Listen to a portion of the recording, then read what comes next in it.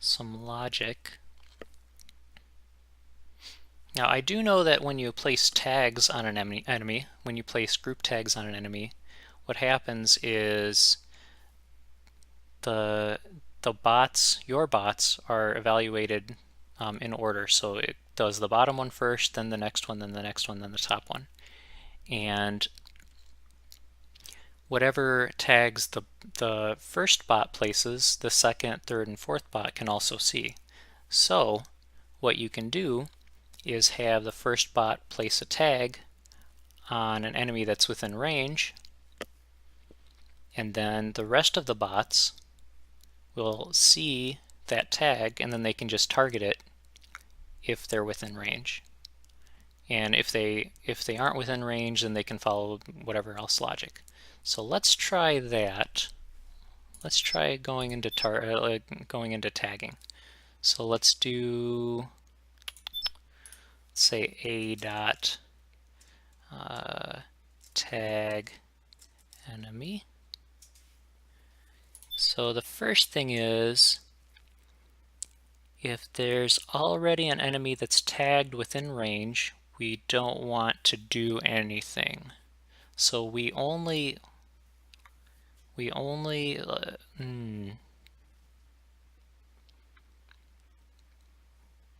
let's not worry about that for right now. Let's just put a tag, a team tag, add team tag, let's say E for enemy, I guess, on the closest enemy that's within short or medium range. Okay. Now we don't want to do this if an enemy already has a team tag on them. So if there's an enemy with a team tag E, so if an enemy exists,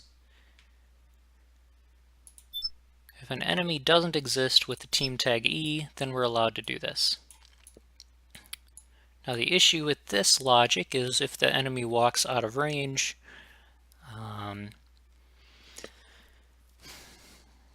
if the enemy walks out of range, we really want, if the enemy walks out of range of all of our bots, we really want to remove that tag. So I'm going to add that logic in here first. So if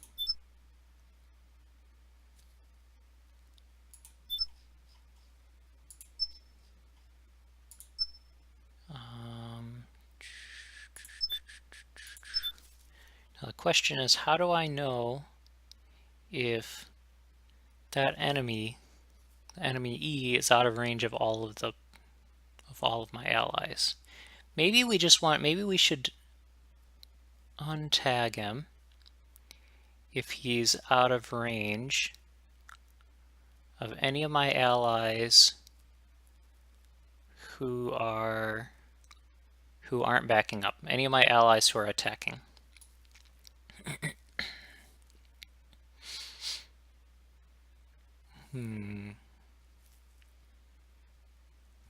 That logic doesn't seem right though, because immediately after an ally is done backing up, then at that instant they should be out of range of all enemies. So at that point, the enemy would lose his team tag.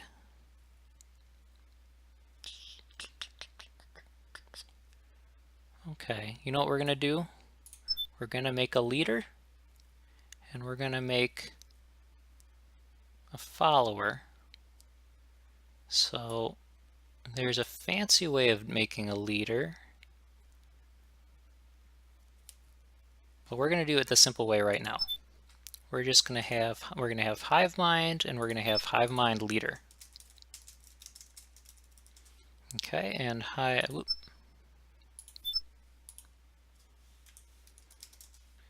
mind leader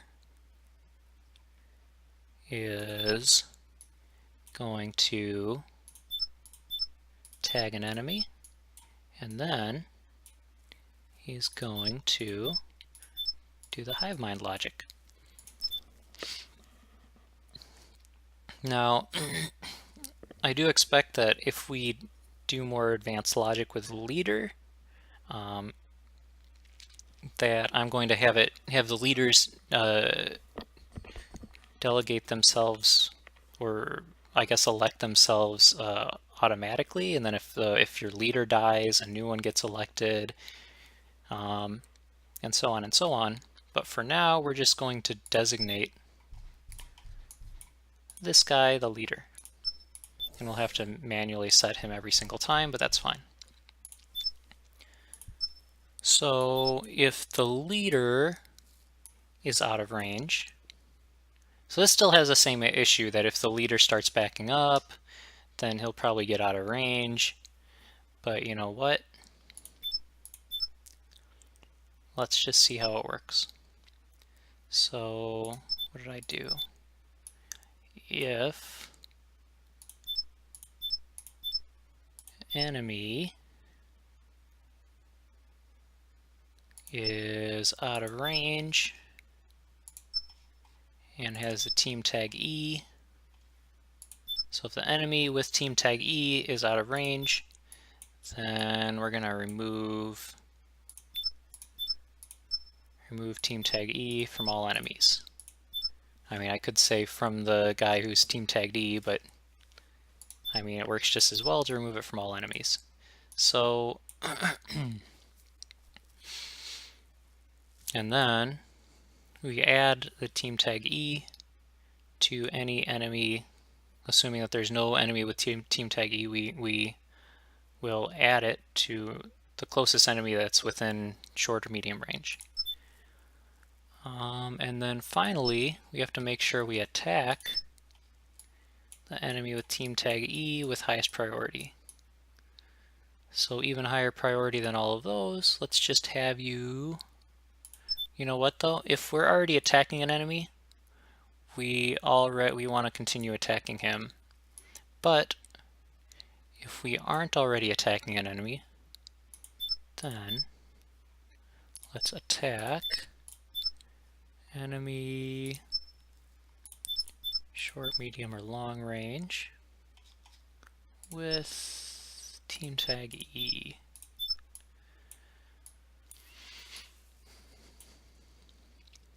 Okay, seems good. Let's see what happens now. So, it's team tag E, and starts attacking him. He should be out of range now. And now he gets team tag E.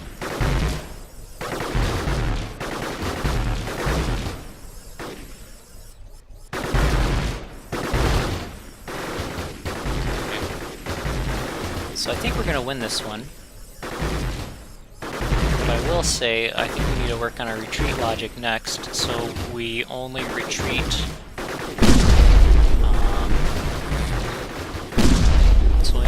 until we're out of range of the enemies, and then we start like walking back and forth on that edge.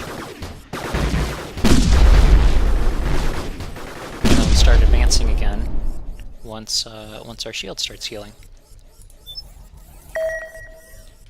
So that was pretty easy. Let's see how long this current logic will take us.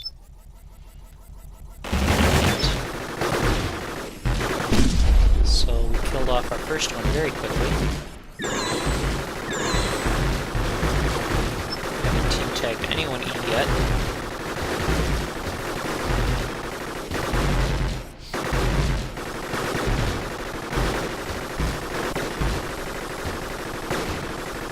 Question is, can I team tag someone E if I'm attacking them? And I say, please tag the person who I'm currently attacking.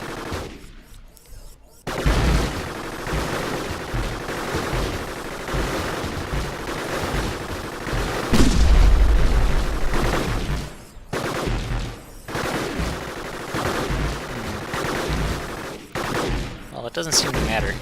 I'm not going to worry about that logic for now.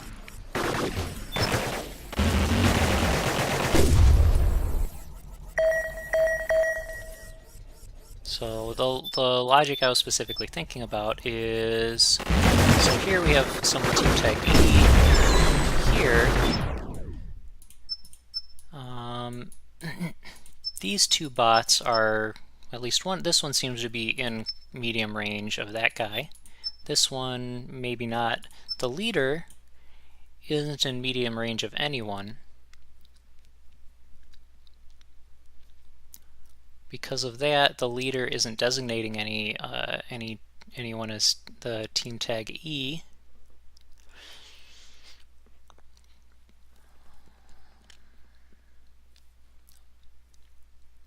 Which, honestly, I would rather that when I start firing on someone that I team tag them. So let me see if I can actually do that. Okay, so if no one has a tag, then let's try team tag E on the only enemy, I guess, who I am target current action. My current action attacked by me. And short, medium, or long range. So I don't know if this is going to help or hurt. I'm kind of hesitant to start making changes to a bot that's an AI that's working just fine, or that at their level. This is the logic I wanted to see.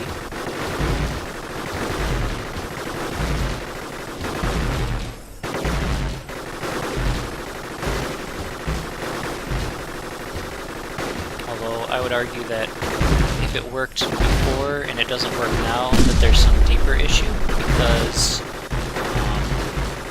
theoretically this should actually be better target prioritization than what we just had. Let's fast forward. I don't know what the time difference is between this and last time, but it did actually seem to be better target prioritization this time. Let's try the next one, and we'll see how it does. Very good. Alright, so that one, it looked like two other bots just ran in and suicided, and we took advantage of that. So let's see.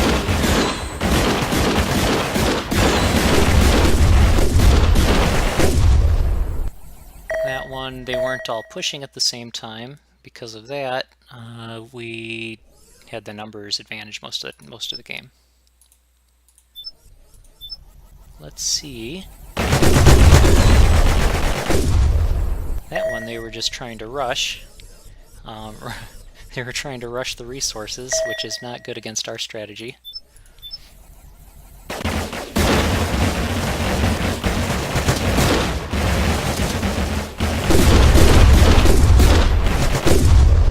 So I noticed their shotgun kept moving in and out. We would target it until it got... Actually, you know what? The fact that their shotgun...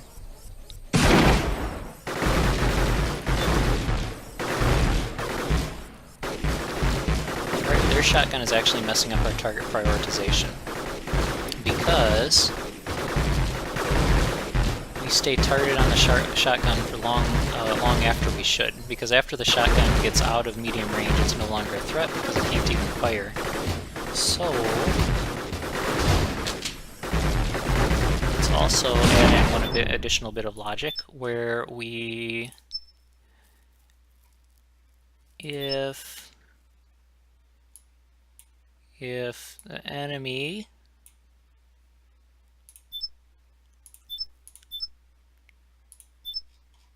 has team tag E, and they're a shotgun, and they're at long range. I'll also say out of range, but I mean we've already covered that that condition. But essentially, if they're not short or medium range, then in this case we also want to untag them. Basically, we don't want to be focusing on a shotgun that literally can't hurt us. Maybe there would be a case where we would, like if it only has 10% health left. But again, let's worry about that case later when it becomes relevant. So let's see if we do better or worse now. I think we did a lot better.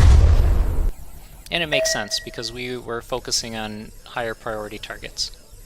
So let's see how far this gets us. Alright, so they had a sniper and 3 assaults, but the sniper just walked right up to us.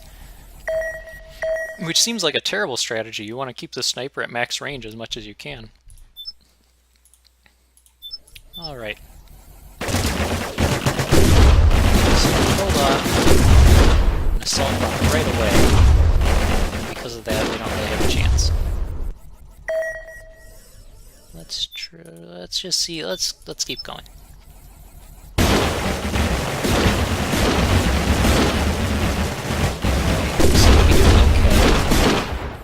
Pushed back a lot, which I don't like.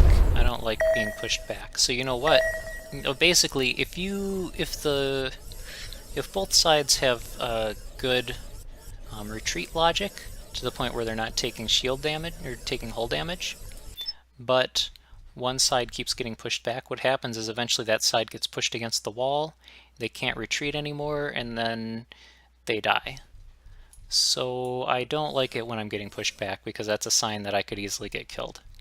So what I'm going to do is I'm going to implement what I described before, where if... Okay, this is fine. This is just saying that as long as we're being targeted by a sniper and our shield isn't 100%, then we walk away from the sniper. I'm also going to say that if we're within range,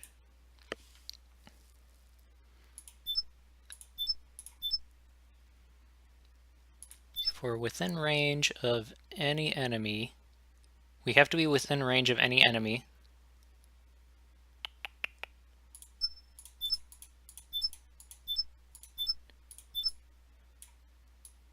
there has to be an enemy within short, medium, or long range,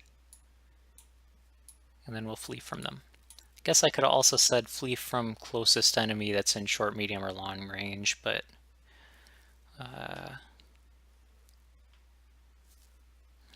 let me think if one is better than the other.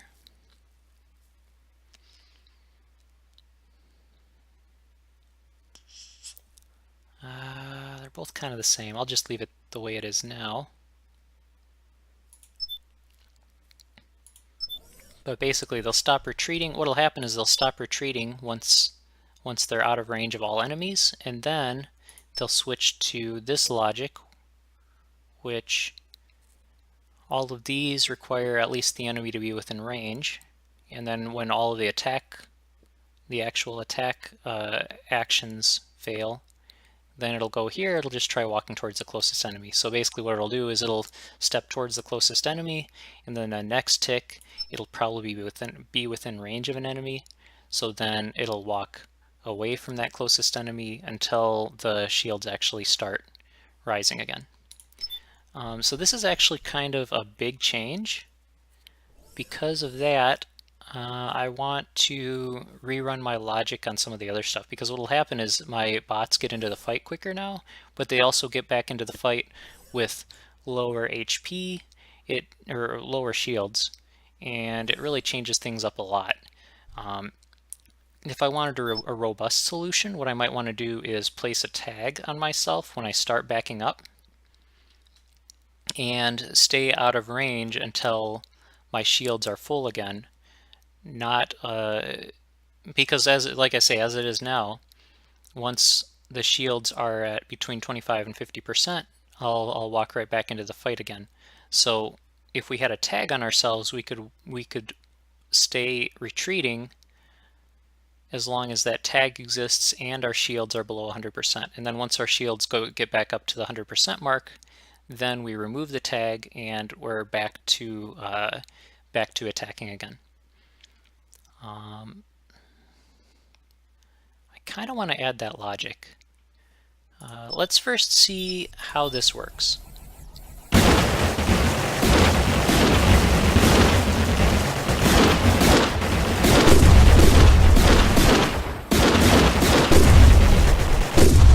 not sure if that's better or worse than last time. This time we got a 243 basically. Let's go back to the way it was before. And see what happens then.